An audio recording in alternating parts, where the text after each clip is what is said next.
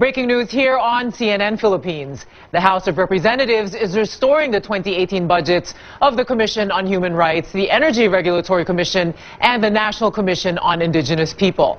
Our Joyce Iles joins us on the phone. Joyce, these three agencies were given only 1,000 pesos each for their budgets next year. What happened exactly to overturn that decision?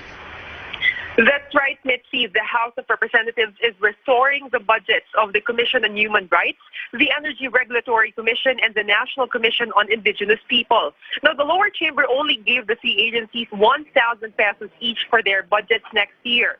House Appropriations Committee Chairman and Davao City Congressman Carlo Nograles said House Speaker Pantaleon Alvarez gave his committee the green light to endorse the restoration of the budget of the three agencies. This after CHR Chairman Chito Gascon, ERC Commissioner Jeronimo Santa Ana, and NCIP Chairman Leonor Oralde Quintayo sought the help of House Majority Leader Rudy Fariñas and Nograles to act as a bridge between them and Speaker Alvarez. Nograles said during the meeting that was held today, Gascon agreed that the CHR should extend its investigations beyond human rights violations allegedly perpetrated by state agents. Gascon agreed that CHR will now also investigate other groups who victimize members of the police, the military, and even civilians. Nograles said Alvarez told Gascon that the Duterte government is not the enemy. Alvarez maintained that they are one with the CHR in the fight against all forms of rights violations. But he also said that the CHR must also look at violations committed by criminals and insurgents. As for the ERC and the NCIP, Nograles said Alvarez and Fariñas secured their assurance that they would begin taking steps to fight graft and corruption and carry out the full mandate of their office. Nograles said the dialogue was frank and cordial. Mitzi? Joy, so how will the House now restore the budget? Wasn't the budget approved on second reading already, meaning the period of amendments had been closed? Mitzi, after the approval of the General Appropriations Bill, or GAB, on second reading last week, the lower chamber asked congressmen to submit personal amendments to the bill. Then a small committee was formed which would consider and approve these amendments. Now, this has been the practice at the House of Representatives to speed up the approval of the budget. But Nograles said that the restoration of the budget of the three agencies will be incorporated in the final version of the budget bill. Now, it will then be put to vote next week for approval on third reading. Mitzi. All right, thank you very much for that update. Joyce Iles there reporting to us from Quezon City. Pag may anak ako na sa droga, patayin ninyo para walang masabi ang tao. Kahit daw ang kaniyang sariling anak, hindi niya sasantuhin sa kanyang kampanya sa ilegal na droga. Para wala raw masabi ang tao na mayroon siyang sinisino, binalaan na raw niya si Vice Mayor Paulo Duterte na nasabit sa sinasabing pagpuslit ng droga sa Bureau of Customs. Eh, sabi ko niyan kay Pulong, my orders is to kill you if you're caught. And I will protect the police who will kill you. Kung totoo yan. Wala. The better. So that may masabi ako sa tao. Yan. Daldal kayo ng daldal. Yan. Yung patay ng katawan ng anak ko. Naiinip naman na raw ang Pangulong Duterte sa malausad pagong na pagtugi sa mga Ninja Cop. Kaya mula sa dating 2 milyong piso na patong sa ulo, dinagdagan niya pa ito. Ngayon, kasi wala namang nahuli ang Ninja Cops, I'm raising the ante. I'm offering 3 million per head. Tingnan ko. Tataas lang tataas yan. So that we will get rid of you. Uunahin daw niya ang mga kasapi sa gobyerno na sangkot sa katiwalian at droga. Banta pa ng Pangulo sa mga Ninja Cops. Yung Ninja Cops, ilan pa ang nag-surrender? Just balutin mo na yung ulo nila, ilagay mo dyan sa hagdanan ko. Okay na yan. No questions asked. Pulis na yung Kaya raw pikon siya sa mga kagaya ng Commission on Human Rights dahil ayaw tantanan ang pagbatiko sa kampanya kontra illegal na droga kahit nakikita ang lawak ng problema nito sa bansa. Ayaw daw kasi niya ng selective justice. I challenge you.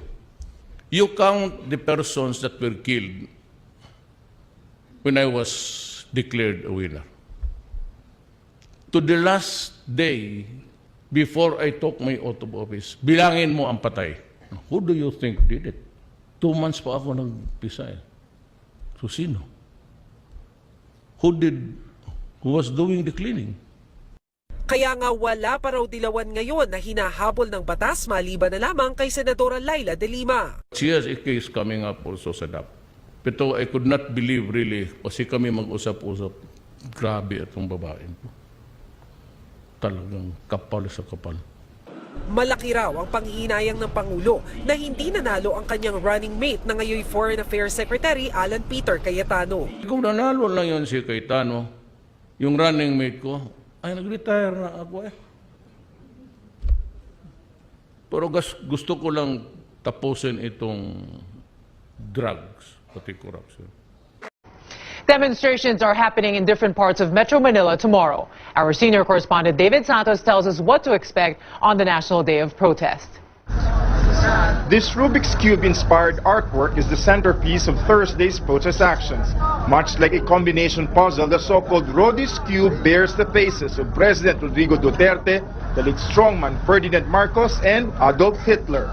Kahit na anong ikot mo is magtutugma pa rin kasi nga pare-pareha silang diktador. Cause-oriented as well as left-wing groups will march to Luneta after holding a rally at Mendiola at noon. The Luneta rally starts at 4 p.m. with a program denouncing extrajudicial killings and what they call Duterte's authoritarian tendencies. At the Commission on Human Rights in Quezon City, there's also a protest action.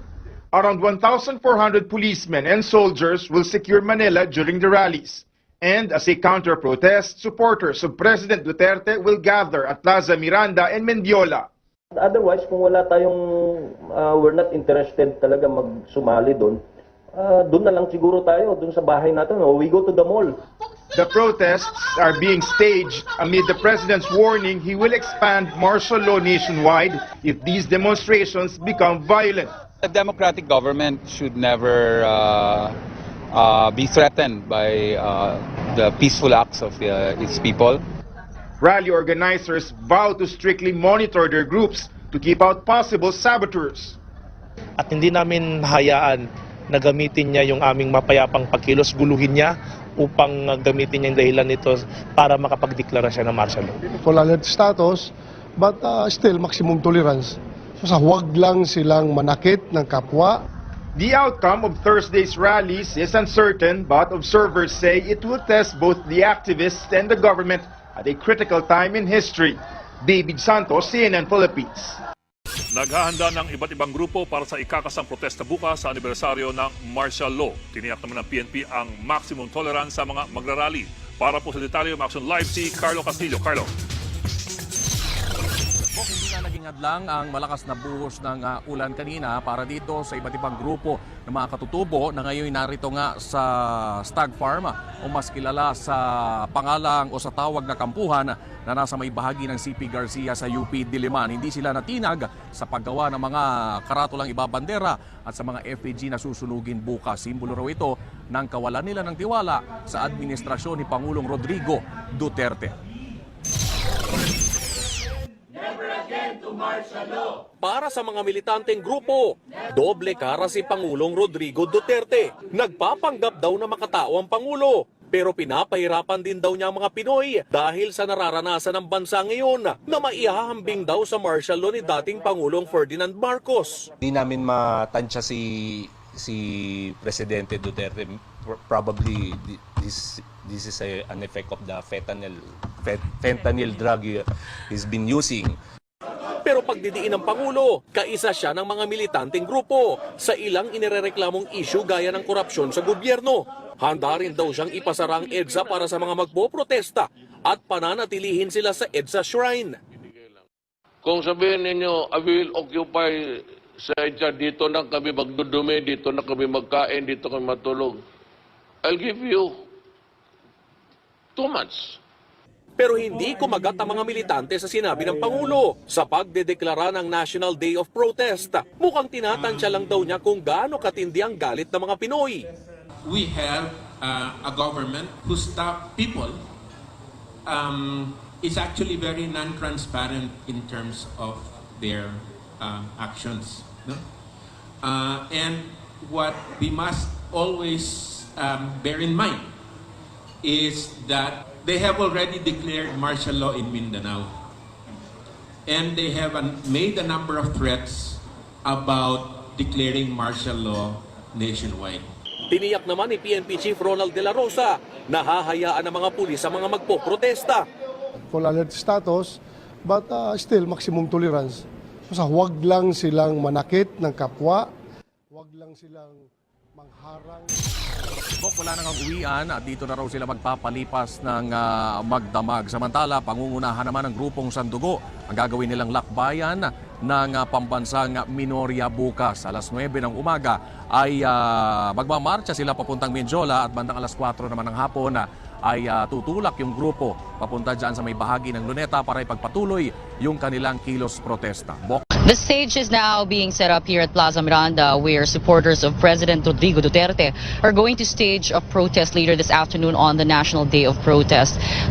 This pro-Duterte rally is happens at the same time as the nationwide protest organized by various militant groups across the country in commemoration of the 45th anniversary of the declaration of martial law that will culminate in Luneta. While the militant groups are protesting the government's war against drugs and alleged extrajudicial killings, among others, organizers of this pro-Duterte rally say they're carrying out this event to reiterate or stress their support for President Duterte and his administration amid the issues thrown at them.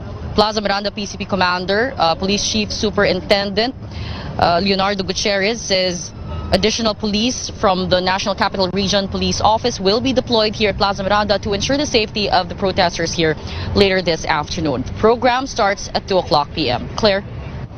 Camille, how is security there? Can you describe to us what you're seeing? Well, the Plaza Miranda PCP says that they're not really expecting, violent or untoward incidents here today, but they're beefing up security. And as I've mentioned earlier, more policemen from the regional office will be deployed here before the program starts at 2 o'clock. Claire? Camila Badisha there reporting from Plaza Miranda. Sa CCTV footage na nilabas ng Manila Police District, makikita ang ilang estudyante sa kanto ng Dapitan at San Antonio sa likod ng UST noong Sabado.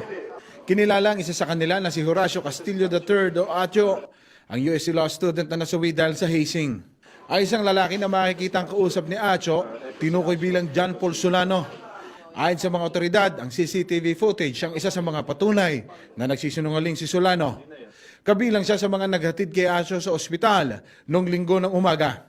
Sa kanyang unang pahayag, sinabi niyang natagpuan lang niya sa bangketa sa Balot Tondo ang katawan ni Acho. Nagmalasakit lang daw siya at hindi niya kilala ang biktima. Pero nabistong law student din ng UST si Solano at miyembro ng Aegis Juris. Siya rin na sinasabing nag-recruit kay Acho. Based on the investigation, it was found out that Mr. John Paul Solano has deliberately and intentionally gave false statements to the Manila Police District in the course of this investigation. In fact, he gave it under oath by executing a judicial affidavit saying and claiming that he only found the victim the early morning of September 17 and brought him to the hospital. When in truth and in fact, Mr. John Paul Solano knew the victim even. Maanghangang birada ni Senador Antonio Trillanes sa pag-amin ni Pangulong Duterte na inimbento lamang niya ang sinasabing bank account ng senador. Napatunayan daw nito na sinungaling ang Pangulo. May payo rin si Trillanes sa mga patuloy pa rin naniniwala kay Duterte. Talagang pahiyang-pihiya, bistadong-bistado, huling-huli sa pagsisinungaling at paggagawa ng kwento. At ngayon, sana maliwanagan ng mga kababayan natin. Nung panahon pa lang ng kampanya, niloloko na kayo. Hanggang ngayon niloloko eh. Nasa sa inyo yung patuloy pa nagpapaloko pa rin kayo. Tinawanan lamang ni Pangulong Duterte ang pagpunta ni Trillanes sa Singapore. Inamin kasi niya na gawa-gawa lamang niya ang account number ng umano'y Singaporean offshore account ng senador. Para po sa Pangulo, nahulog sa patibong ang kanyang kritikong senador. Ang kay Erwin pati kay... It's 11780 00281 602. Binasa ko, binawasan ko ng number. Wala ito, imbento lang. 2 Trillanes. When you lie, you put another lie to cover this lie. Niloloko mo yung tao. Focus mo dyan sa green. Tignan mo. Wala ito. Produkto ng isip ko to. Tila hindi naman ikinatuwa ng ilang kaalyado ng Pangulo ang ginawa nitong pag-amin. Kabilang dito si Senador JB Ejercito na pinayuhan si Pangulong Duterte na magdahan-dahan sa pananalita. Bawasan na lang siguro. No? If we can refrain from making off-the-cuff statements and pronouncements. No? He has to realize that whatever he says is national policy already.